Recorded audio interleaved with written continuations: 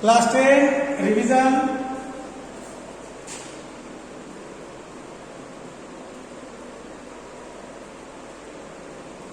Chapters हैं chapter 1 history, 2 geography plus political science. Chapter 1 history जिसमें topic जो है वो romanticism to Balkan disintegration to First World War, disintegration of Balkan and First World War. और chapter 2 geography और political science का यह आपका सिलेबस है, इसी से आपके क्वेश्चंस पूछे जाएंगे। तो सबसे पहले हम लोग हिस्ट्री को ही रिवाइज करें। हिस्ट्री में रोमांटिसिज्म तो आपको पता ही है। Romanticism cultural movement of Europe, language symbols को जो है प्रतीक बनाकर मूवमेंट किया गया, नेशनलिज्म डेवलप किया गया। इसका सबसे बड़ा एग्जांपल है Polish language used against Russian domination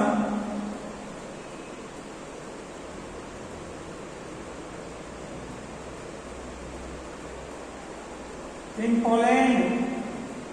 Poland में रशियन डोमिनेशन के खिलाफ जो पोलिश लैंग्वेज यूज किया गया था बिशप और चर्च के द्वारा, वो सबसे बड़ा एग्जाम्पल है कि लैंग्वेज ने भी कहीं ना कहीं नेशनलिज्म को डेवलप करने का रास्ता दिया था। और इसके बाद लगातार मूवमेंट्स हुए।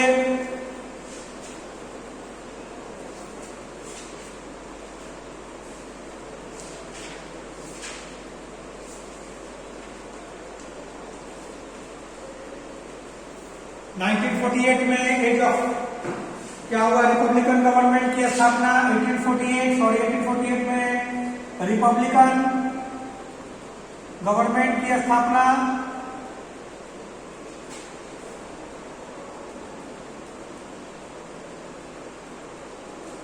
फ्रांस में लुइस फिलिप को हटाकर की गई।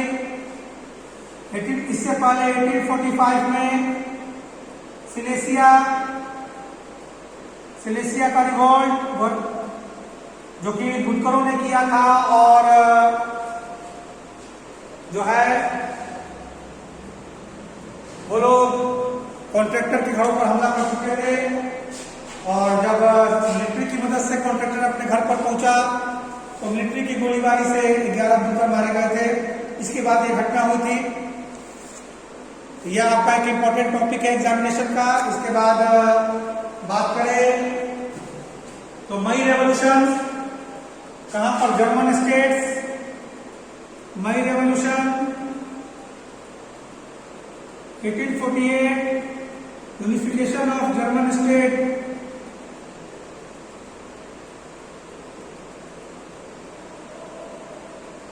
But failed.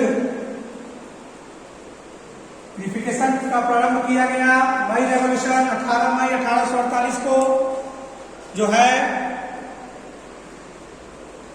18 मई 1848। 18 मई 1848 को यह इवेंट हुआ था, जर्मन स्टेट्स का यूनिफिकेशन।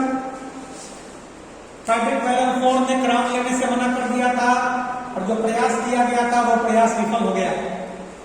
और इसके बाद जो है आपका 3 टॉपिक है, unification of Germany, Britain and Italy. तो मई रेवोल्यूशन 831 मेंबर्स के साथ रिप्रेजेंटेटिव पहुंचे थे संत पॉल चर्च जो कि फ्रैंकफर्ट सिटी में था, उसके हॉल में। डिप्यूटीज ने क्राउन ऑफर किया, डिप्यूटीज ने क्राउन को ऑफर किया था, लेकिन फ्रेडरिक विलियम फोर्ड जो पर्सिया के राजा थे उन्होंने मना कर दिया, क्योंकि वहां पर मिडिल क्लास मेंबर डोमिनेंट थे, लेबर क्लास को राइट नहीं था। मिलिट्री ने क्या किया, असेंबली को डिसबैंड करवा दिया, क्योंकि राजा भी ऐसा नहीं चाहता था कि पार्लियामेंट्री सिस्टम हो, उसके पावर को सीज किया जाए। तो यह एक event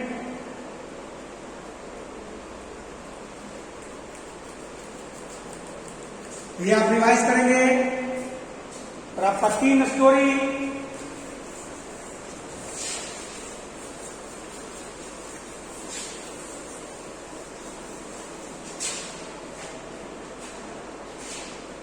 unification of Germany 1871, unification of Italy 1861, unification of Britain, a strange case 1801। The 3 events, 3 history year, ये आपका तीनों लॉन्ग आंसर टाइप का इंपॉर्टेंट टॉपिक है। जर्मनी का यूनिफिकेशन, इटली का यूनिफिकेशन और यूनिफिकेशन ऑफ ब्रिटेन, तीनों कहानी आपको एक्सप्लेन किया जा चुका है क्लास में। जर्मनी की बात करें तो जर्मनी का प्रसा के महामंत्री ओटो वॉन बिस्मार्क जो चीफ आर्किटेक्ट कहे जाते हैं, उन्होंने 3 वर्षों में 7 वर्षों में 3 बड़ी लड़ाई, 7 years 3 wars, ये पॉइंट इंपॉर्टेंट है, against Austria, France and Denmark. Austria, France और डेनमार्क के खिलाफ 7 year में 3 wars लड़ा ओटो वॉन बिस्मार्क और 18 जनवरी 1871 को जर्मनी का यूनिफिकेशन हुआ। दूसरी ओर हम इटली के यूनिफिकेशन की बात करें तो काउंट कैरोलिनो कामोर जो कि chief minister of Sardinia Piedmont, इसके अलावा जुसेप्पे गैरिबाल्डी ने मिलकर इटली का यूनिफिकेशन किया। ऑस्ट्रिया और स्पेन से इटली के उत्तर और दक्षिण हिस्से को मुक्त कराकर इटली का यूनिफिकेशन किया। उसके बाद ब्रिटेन की कहानी कुछ अलग है, स्ट्रेंज केस कहा जाता है। यहाँ 3 साल की घटना का वर्णन करना है, एक तो 1688, एक 1707, एक 1801। ठीक है, डोमिनेंस ऑफ इंग्लिश कहने का मतलब लैंग्वेज नहीं, इंग्लैंड के लोग। ठीक है, merge of Scotland and merge of Ireland, और दोनों मर्ज होकर क्या बना था, ब्रिटेन। मर्ज किससे किया गया था, इंग्लैंड से, मर्ज विद इंग्लैंड, जबरन मर्ज किया गया था और इंग्लैंड के कल्चर को स्कॉटलैंड और आयरलैंड पर थोप दिया गया था। आयरलैंड के फेमस वॉल्फ टाउन ने संघर्ष भी किया पर वो कामयाब नहीं हो पाए। यूनियन जैक जो कि फ्लैग था इंग्लैंड का, God save our noble king जो कि नेशनल एंथम था इंग्लैंड का, इसको पूरे ब्रिटेन का नेशनल सिंबल डिक्लेयर कर दिया गया। स्कॉटलैंड और आयरलैंड का कल्चर दब गया, इसलिए स्ट्रेंज केस कहा जाता है इसे, स्ट्रेंज केस।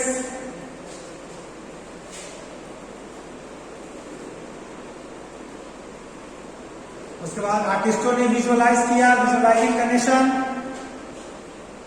आर्टिस्टों ने विजुअलाइज किया था मारियाना, जर्मेनिया, ब्रिटेनिया नेशन को फीमेल फिगर के रूप में रिप्रेजेंट किया गया। यह भी एक इंपॉर्टेंट टॉपिक है, विजुअलाइजिंग द नेशन।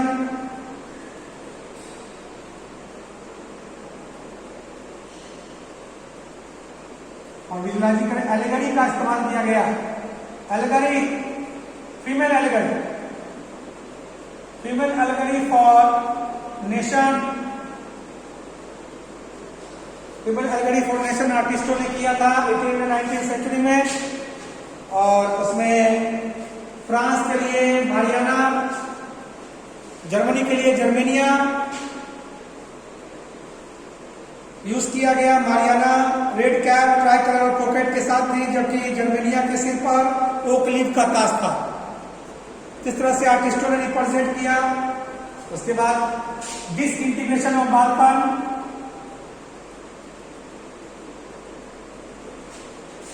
ये भी एक इंपॉर्टेंट टॉपिक है। एंड फर्स्ट वर्ल्ड वॉर आपको एक्सप्लेन किया जा चुका है। Disintegration of Balkan, first World war, जो कि बाल्कन का ही एक हिस्सा था। ग्रीस जो कि 1832 में ओटोमान टर्की से अलग हो गया। बाल्कन के क्षेत्र ओटोमान टर्की के अधीन नहीं रहना चाहते थे, क्योंकि ओटोमान टर्की का कल्चर और इनका कल्चर सेम नहीं था। एक एक करके बाल्कन के क्षेत्र स्वतंत्र हो गए। इनके लोगों को, नेटिव्स को ही स्लाव कहा जाता था। स्लाव्स, बाल्कन के लोगों को स्लाव्स कहा जाता था। बाल्कन के नेटिव्स को स्लाव्स कहा जाता था। और एक एक करके जब स्वतंत्र हुआ तो आपस में ही कॉन्फ्लिक्ट बढ़ता चला गया। यूरोपीय देशों ने बाल्कन के क्षेत्रों को कैप्चर करने का प्रयास किया और इसी वजह से फर्स्ट वर्ल्ड वॉर हो गया। यानी सीधी बात, नेशनलिज्म डेवलप हुआ। नेशनलिज्म में किसको दिया? इंपीरियलिज्म। नेशनलिज्म डेवलप हुआ तो नेशनलिज्म ने इंपीरियलिज्म को जन्म दिया। इंपीरियलिज्म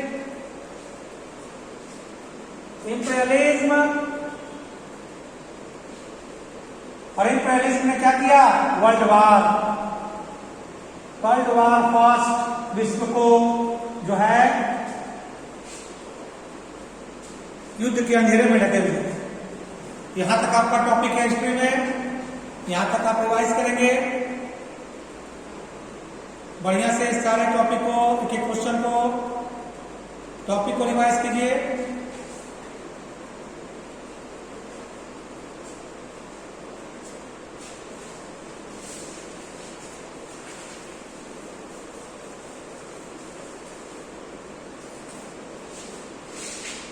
अब हम पॉलिटिकल साइंस में आ जाते हैं। PS chapter 2 federalism. तो ये तो समझने वाला था, इस पर आपका फोकस होगा। सबसे पहले डेफिनेशन क्या होगा फेडरलिज्म का, डेफिनेशन पर फोकस होना चाहिए। उसके बाद यूनिटरी गवर्नमेंट जस्ट अपोजिट होता है, अपोजिट ऑफ फेडरलिज्म, अपोजिट। उसके बाद features of federalism, very important, 5 important features पर फोकस। डिफरेंट जुरिडिक्शंस है, 2 और मोर लेवल पर गवर्नमेंट है, इंडिपेंडेंट जुडिशरी है जो उसको मॉनिटर करता है, कॉन्स्टिट्यूशन प्रोविजन को कोई एक गवर्नमेंट चेंज नहीं कर सकता। सबसे इंपॉर्टेंट ड्यूल ऑब्जेक्टिव है, रीजनल डायवर्सिटी को एकोमोडेट करने के साथ साथ कंट्री के इंटीग्रिटी को भी ये बनाए रखता है। और जो है सबके जुडिशंस डिस्क्राइब कर दिए गए हैं, कॉन्स्टिट्यूशन में सबके एरिया डिस्क्राइब कर दिए गए, वर्किंग और फाइनेंशियल ऑटोनॉमी भी है, फाइनेंशियल ऑटोनॉमी फीचर्स। इसके बाद roots of federation, coming together and holding together, coming together and holding together. Coming together और होल्डिंग टुगेदर में डिफरेंस यही है, स्टेट्स मिलकर सेंटर का फॉर्मेशन करते हैं और स्टेट और से सेंटर का पावर एक होता है। यहाँ स्टेट और सेंटर अलग अलग होता है। सेंटर जो स्टेट्स होते हैं उनके पावर भी सेम नहीं होते। और यह कहां पर है? इंडिया में। और इंडिया का सबसे बड़ा एग्जांपल है आर्टिकल 371 एंड यूटीज। आर्टिकल 371 और यूटीज यह साबित करता है पावर ऑफ यूपी कि इंडिया में होल्डिंग टुगेदर फेडरेशन। आर्टिकल 370 के अनुसार, 371 के अनुसार जो 4 स्टेट्स हैं, 4 स्टेट्स नॉर्थ ईस्टर्न पार्ट के, उन चारों स्टेट में स्पेशल प्रिविलेजेस है। वहां के नेटिव्स को दूसरे स्टेट के इंडियंस वहां जमीन एक्वायर नहीं कर सकते। इवन गवर्नमेंट पोस्ट में भी प्रेफरेंशियल पॉलिसी उन राज्यों के नेटिव्स को ही मिलेगा। यह है आर्टिकल 371। और यूटीज के पावर तो स्टेट की तरह नहीं होते। यूटी का पुलिस एडमिनिस्ट्रेशन खुद सेंट्रल देखता है। इवन इंडिया में 3 यूटीज ऐसे हैं जहां पर गवर्नमेंट भी है, state government, Delhi, Puducherry and Jammu and Kashmir, लेकिन फिर भी कंप्लीट पावर नहीं है। यह साबित करता है कि इंडिया में होल्डिंग टुगेदर फेडरेशन। ये साबित करता है कि इंडिया में होल्डिंग टुगेदर फेडरेशन है।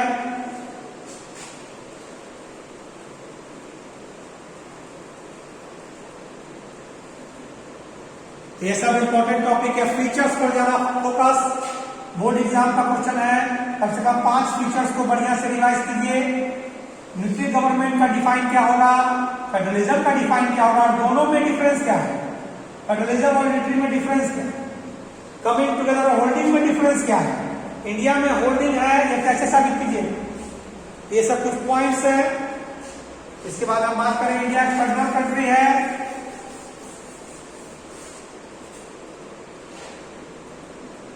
India is a federal country.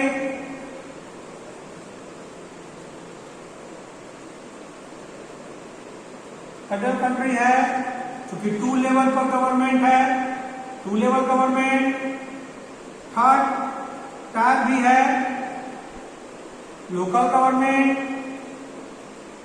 3/4 legislative power distribution, 3/4 legislative power distribution by constitution.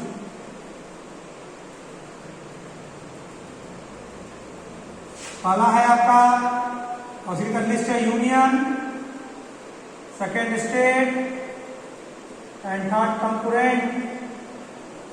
ये 3 लिस्ट में पावर को बांट दिया गया है। यूनियन लिस्ट जो है इसमें जो भी सब्जेक्ट्स हैं उस पर यूनियन गवर्नमेंट को काम करना है। स्टेट लिस्ट में जो भी सब्जेक्ट है उस पर स्टेट गवर्नमेंट को काम करना है। कंकरेंट लिस्ट में जो भी सब्जेक्ट्स है उस पर दोनों को मिलकर काम करना है। और अगर कॉन्फ्लिक्ट होगा तो यूनियन की बात होगी। एक और है रेसिड्यूरी सब्जेक्ट। रेसिड्यूरी सब्जेक्ट्स जो कॉन्स्टिट्यूशन के बनने के बाद आया और इस पर यूनियन गवर्नमेंट को राइट है कि वो लॉ बनाए। रेसिड्यूरी में सॉफ्टवेयर आता है, इंटरनेट आता है, तो ये यूनियन गवर्नमेंट को राइट है। रेसिड्यूरी पर यूनियन गवर्नमेंट को राइट है कि वह लॉ बनाए। रेसिड्यूरी सब्जेक्ट सॉफ्टवेयर, इंटरनेट, तो ये डिस्ट्रीब्यूशन है। और रेसिड्यूरी जो चौथा है वो कॉन्स्टिट्यूशन के बाद आया। ये 4th मैंने लिखा है पर यह 4th है नहीं, 3rd लेवल है। रेसिड्यूरी जो है वो अलग है। रेसिड्यूरी सब्जेक्ट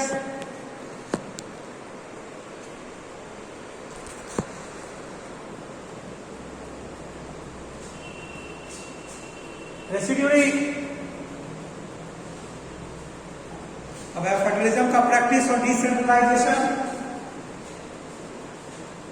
फेडरलिज्म प्रैक्टिस कैसे कैसे हुआ है और डिसेंट्रलाइजेशन।